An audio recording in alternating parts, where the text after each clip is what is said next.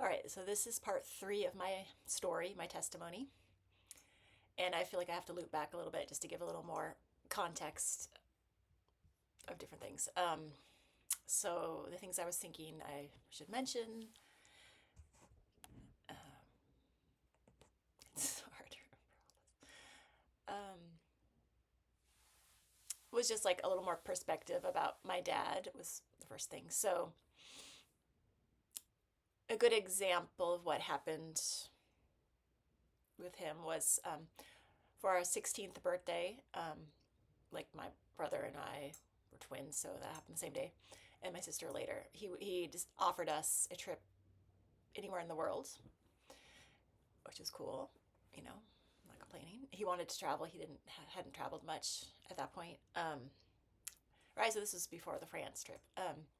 I chose England. I've always been an Anglophile, at least since the age of 8, when I discovered Black Beauty. Yeah, and then shortly thereafter, A Little Princess. Didn't even mention Jane Austen. Wow. Anyway, that was great, but like fear and trepidation too, because we know how my dad is.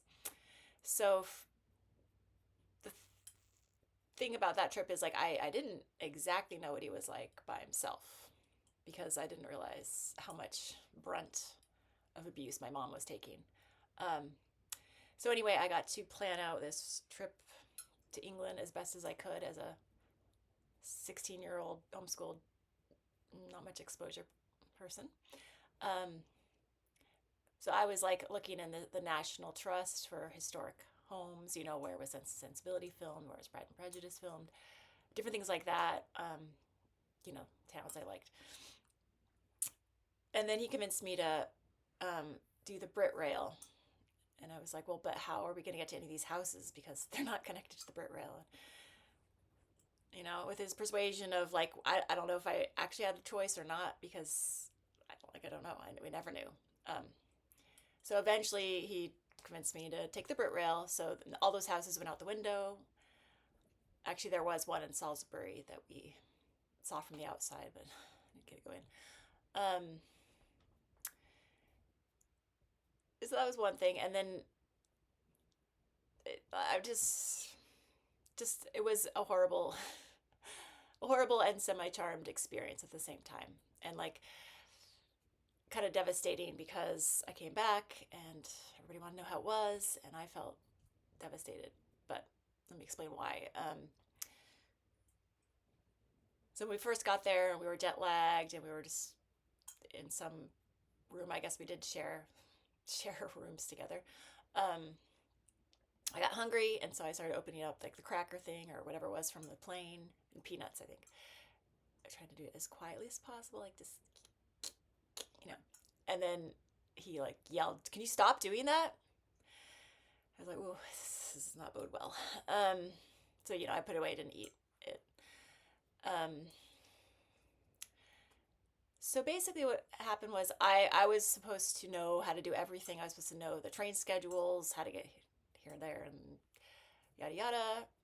That part wasn't particularly, going from place to place, that wasn't hard, but like the timing, the Brit Rail was kind of notorious, or was at that point, for not having a very frequent schedule, like 4-hour gaps in between sometimes. So that caused problems when we were, I don't remember where. And he pressured me, "Do we get off here? Do we not?" I was like, "I don't think so." Pressured, we should get off. We got off. It was some small hokey town. Maybe I did think we were supposed to get off there. I don't remember. But the point was, like, the next train was coming in 4 hours. So I think we walked to the next town. I don't really remember. I think we ran into a golf course and the driving range, something really boring, not on my agenda at all. But it's just the fact that I got blamed and just treated like I was stupid. And I'm like, I'm 16. Like, can you help me maybe? Can you be nice about it? So that was hard. No, I'm not the most practical person. I was less so as a teenager. So I had just bought these kind of Oxford style shoes that unfortunately the heel kind of went in, like digging into your heel kind of. But I wanted to look English. I loved English things. It's a whole story in and of itself. So basically, those were my walking shoes, and those were cutting into my heels. Okay, and they started to get really blistered, and like I cut the tops, like a slit down them, but it didn't help much.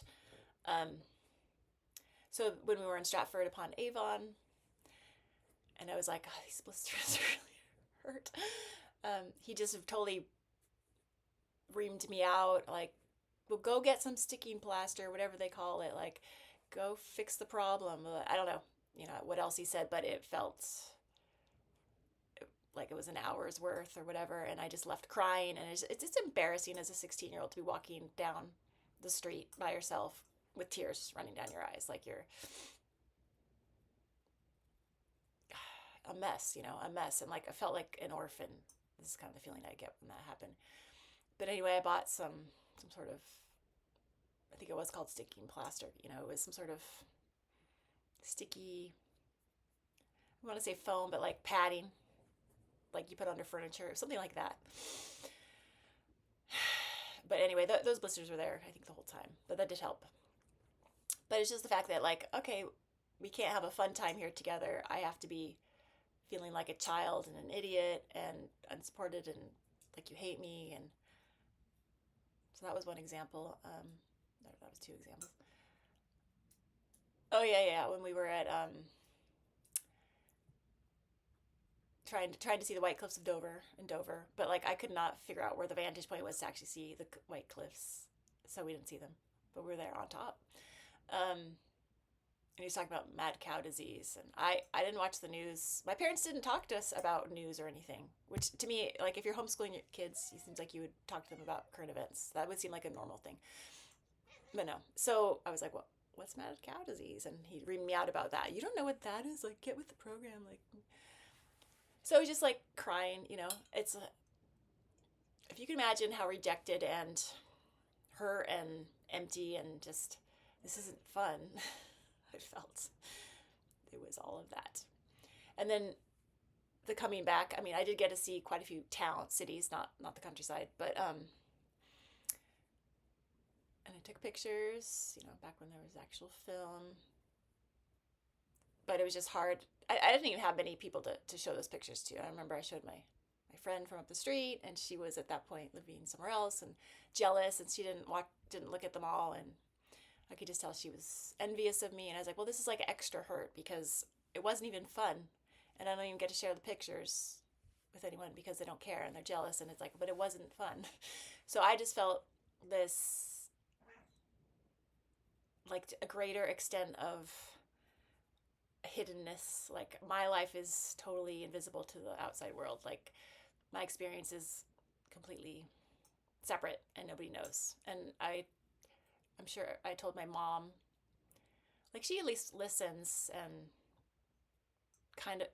she's kind of a mixed bag. She'd always validate but also kind of invalidate at the same time. But anyway, so it wasn't enough, but it was some validation. Like, she would always defend him, like, well, I'm sure he's doing the right thing. I'm like, I don't know how she could endure that kind of abuse constantly, because he was constantly berating her for all these same things, making her feel stupid. So that just shows kind of the extra frozen state my mom is in. I've never been able to figure out what exactly her deal is. And I've read lots of books, and I've written lots of poems about her. Anyway, so that was a growing up experience. What were the other things I was thinking of? I thought was the main one. Oh, just like, okay, going to college, at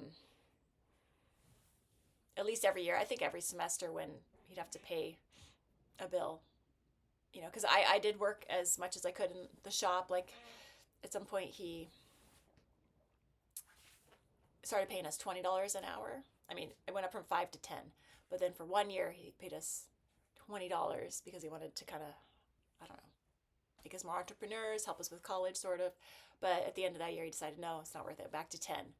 So, I mean, I just remember I was working, in the summers, like 10, 11 hours a day. And then I was, working while going to the two colleges as much as possible. So all my money went to that. Like I didn't have any for clothes really. Yeah, and he made us start buying our own clothes when we were 14. Fortunately, that was when thrifting was in, and at least with our friends, and so I got by with thrifting clothes. But yeah, I didn't have much money for that. And nor did I have a sense of style, nor did I feel comfortable wearing skirts or anything, because you just feel like protecting yourself when you grow up like that. So, I mean, I was kind of a tomboy, kind of, I always wore jeans and stuff. That started to very slowly change when I got to college because I saw other girls wearing skirts. It was a very slow process. So that's one example. I mean, this just brings to mind how when I was young, so I'm wearing posts now since COVID that they're easy and kind of in. But like, I mean, it took me forever to get my ears pierced. I didn't want to stand out. I didn't want to be accused of anything. I was always afraid of being accused or judged of trying to get attention mostly. So anyway, I just had tiny, tiny earrings, and then at some point it branched out into loops that were like literally just below the ear, like this big. We're talking less than a centimeter, and very, very hard to get in because there's like no leeway there. It was a slow process to wear any kind of dangly earring or anything, just because I always grew up wanting to hide and to wear my hair down. That was more, I think, my mom. I mean, a combination. And also just me. I'm not good with hair. It kind of annoys me. But just wanting not to be judged as seeking attention was always huge for me. Okay, so right, okay, and I started saying each semester, at least when the bill came due, because he did have to front the bill, even though I put all my money towards it and paid for most of college. There would just be this threat of him not paying and me not getting to go back, and that was really hard, as you can imagine. It was like, first of all, it was my biggest escape. First the little non-accredited Bible school, and then this school in Michigan, and to have it like dangling over my head, and yeah, just this unsettled, unloved feeling, unprotected, like hated. I just felt hated. Like if he was in the wrong mood, he just hated my guts and wanted me to suffer as much as possible. So the last year when I went back, he really had a hard time with that, and told me, "Oh, you got to find someone to stay with. You can't stay in the dorms." I was kind of like in the their house dorm. It was a cool house dorm I got to go in. So I randomly called up, found churches, found their like indexes of people in that town living there, and randomly started calling people and asking if I could stay with them. I'd pay them a little bit, like a couple hundred a month. I don't really remember. I found this nice couple who let me stay with them. It was a relief. So yeah, that last year I bought a car, a very used car. It was $2,300, Toyota. And I student taught, so I needed a car for that. So then I'd drive from Oregon to Michigan by myself. But yeah, just digressing too much. Another example is my dad didn't want me to get the car. He didn't want to help me. So at that point, my sister had a boyfriend. I mean, they were like in high school, like sophomores. And he went with me to look at this car. That was nice. But just this, you have this feeling. I mean, he saw me like crying. I'm 5 years older than them. I'm going to college, and I'm like totally on my own to like go look at this car. And he's like this teenager. He's like, "I'll go with you." He's a great guy, and he saw the ridiculous abuse. Okay, so those are a few examples. Moving on. Painful story. So after I graduated, I, somehow found a job online teaching Latin. Was it English too? Yeah, and English, yeah, because I managed to get a minor in English at a school in Massachusetts, Western Massachusetts. Try not to be super specific in this video. But anyway, because it was like part, both of those subjects, that was kind of a nice fit. It was a really cool area. Love the town. And I guess I hadn't mentioned that from the age of 10, after watching the Parent Trap, I mean, I watched that many times, I had wanted to move to Massachusetts if I couldn't move to England. And I could never figure out a way to move to England. So yeah, Massachusetts was just sort of where I felt like God wanted me, where I felt like I might feel like I belonged.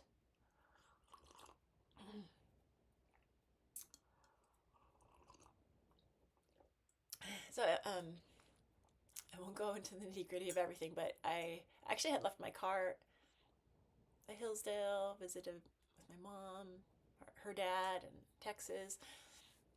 Flew back there and then drove from Michigan to Massachusetts by myself. And at that point was looking at the college directory for just people I knew who lived in Massachusetts. I somehow found someone. It wasn't even someone. It was like a related to somebody I went to college with. I don't remember even how that worked. So I got to stay with him and his family while I was looking for apartments, like an hour away. Whew, it's just rough. And I remember driving and finally hitting Massachusetts. And I felt, so free. It was an adventurous thing. Oh yeah, my car was packed to the hilt. I remember I had this plant. Was that kind that's really easy to grow, dendrite or something, long trailing leaves kind of behind me. Right, it was like right here behind the headrest, and it's like vines were going off everywhere. I have a picture somewhere, but like back when pictures are actual physical things, they get lost. Okay, so talk about terrifying to start teaching as someone who'd never been in a school while it was in session. Like having no idea how a classroom was run or what a teacher did. Like obviously I had romantic notions of it, but I literally never. I did driver's ed. That was like once a week for 6 weeks or something. I did a couple of community college things, but not like high school. Like what does high school do? Like I tried to figure it out. I didn't really know. And had I ever sat in? I did sit on one day my cousin's very, very, very small private school. So I guess that was the only thing I kind of had to draw on. But that was one day.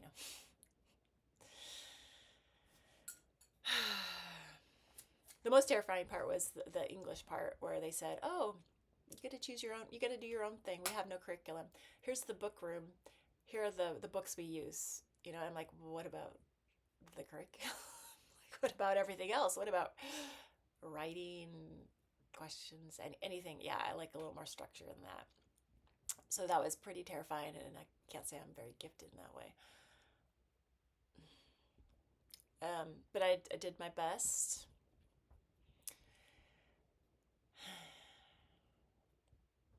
Did my best. One thing I noticed was, other than the mean kids, which were the English, because that was a mandatory class, the Latin were nice. Just how much, how I felt like I was learning how to socialize from them, which is pathetic to say. I'm not saying I was on their level because I wasn't, but just knowing how to talk to people and feel like you're kind of cool, because I thought I was cool, the Latin ones, that is. They were really cool. I loved them. It was fun. I wasn't a great teacher, but at least with Latin, it's a curriculum and you can follow it. And there's like words to memorize. You can make quizzes, a bit more structured than just studying various books, which is what I had to do for the English class. So the Odyssey, To Kill a Mockingbird, Romeo and Juliet, and I'm sure a few others. Lord of the Flies. Okay, so Oh yeah. So one thing I remember from this time period is just how hard it was for me to make decisions. I mean, I could make them, but it was like this muscle I hadn't really exercised much. Um, just even going out to lunch. I mean, to some extent, I just like to see all the options. I'm kind of like that now, I guess. But it was this like empty feeling of like, oh, I don't know what's the right choice. What do I choose? Like, how much do drinks cost? I don't like. I still don't like paying for drinks. They're just so ridiculously priced. But like, it was sort of this mortification of what do I do? It's not normal, not natural. Okay, so yeah, I was also remembering the librarian there at that school who was a Christian. It's a very liberal city, so definitely no one else was a Christian. And then I eventually picked up on the fact that the principal was a lesbian, but I did not get that at first, so I know I made some sort of faux pas of just not getting it. Not like I was, maybe I giggled at something. A slow learning curve for me. Anyway, this librarian, and it's too bad he was kind of anal retentive, and kids made fun of him all the time. But he did mention this church, and he brought it up a few times, and it was in a couple towns over, a college church. And so I did start going there. I think a few months after I moved there. I moved there in August, right before the school year. I think I started in like January, and it was a great place. I met people, and it was pretty solid, and just a great community for sure. So that's where I felt like I belonged. And there's cool coffee shops and stuff, so I got to socialize with people on the weekends. Of course, I was very introverted, so the friends I made mostly were the other introverts, kind of the misfits of that church. um, just so much of my life is just painful. They didn't think I was the best fit for that school, so they didn't renew my contract that year. So then I found a couple, for the next 3 years, I believe, part-time Latin teaching jobs like point 0.6 and point 0.8, and they were in Connecticut, an hour away. So I had to commute to those and get not full pay. So I just kind of barely was making it work, I guess. So I lived there in that town by myself in that little apartment for 4 years. And then I had met this other girl who went to a different church, but was very, very lively, INFP, very fun, became a good friend. We've decided to find a cool apartment together in Northampton that had like 4 bedrooms. So we had 2 more roommates, and we lived there for 3 years together. And that was fun because it was fun just being in the house and the community. And it was like actually a row house. Everybody was doing the same thing. So each row house had like 4 to 5 people in them. We did end up meeting the next door neighbors and socializing with this atheistic Jewish guy who was very friendly and nice. I didn't really know anyone else there, but she was a lot of fun. I went home from New York City, so went home with her for Thanksgiving and all sorts of any little holiday things, weekends and things like that. And I learned a lot from her and just grew a lot as a person and became a lot more confident, although that was pretty slow in coming. But, we were INFJ, ENFP, we were at least very intuitive and could talk about things. Of course, she was brilliant, very smart. Yeah, so that was that period. Okay. It felt like this whole 7-year period was longer than it was because 7 years goes by so much faster to me now. But anyway, the 7 years drew to a close, and what happened was this friend decided to go back to New York City. Her grandpa died, so she's gonna live in his house. Okay, what was going on for me? Oh yeah, I was now commuting to her full-time job in Worcester at a charter school. So it seemed like, I guess I'll have to move closer. That would make more sense. A mutual friend was from Worcester and moving back there, but she just wasn't anyone I felt like I jived with. But still, I was terrified of Worcester. It's kind of a scary-ish city for sure, and I didn't want to have to find a place by myself that wouldn't have been good for me. So anyway, I jumped at the chance to room with this person, even though she really rubbed me the wrong way and seemed weird. And then I even got warned about her by a friend. My other good friend I made there, she had roomed with her for a while. But, I was desperate. Anyway, she did help. She found the place. She found a cute little apartment, a third floor up, triple decker, in a not so great neighborhood. That's why it was less expensive. But it was cute. It's so important to me to live in a cute place, be able to decorate it. And I have always lived in a cute place and been able to decorate it my whole life. So that's a blessing I knew that God was always giving me. Like those other apartments we painted, my friend and I, and then I painted the first one by myself. And then she and I painted this one, some of the rooms, not all, but like the main living room area. I guess that maybe is the only one we painted. And the bathroom, fresh white. She was challenging to live with. I mean, first of all, she didn't have a full-time job. She kept doing temp jobs and getting fired by just asking too many prying questions and stuff. I think she maybe had some low-level Asperger's or something. That or she just is socially inept and a bit narcissistic. But like maybe there was a mental reason for it. But regardless, it still wasn't easy living with her because I'd come home after working. And teaching is so draining, and I'm a very creative person, so I felt like my soul was dying. And then, I mean, it just wasn't easy for me. And then I'd have to be making up my own quizzes because those didn't really come with the curriculum. And sometimes I would try to make more creative things like speaking Latin a little bit, things like that. But I was like always constantly trying to reinvent the wheel and time consuming. I did not like grading quizzes and things. Of course, I had to. I was not super on top of it, I have to say. And then I come home and she'd be sitting there reading through my cookbooks and then start asking questions about, have you ever made this or like blah, blah, and just started to talk and talk and talk. And I'm, as you can imagine, that was a little much.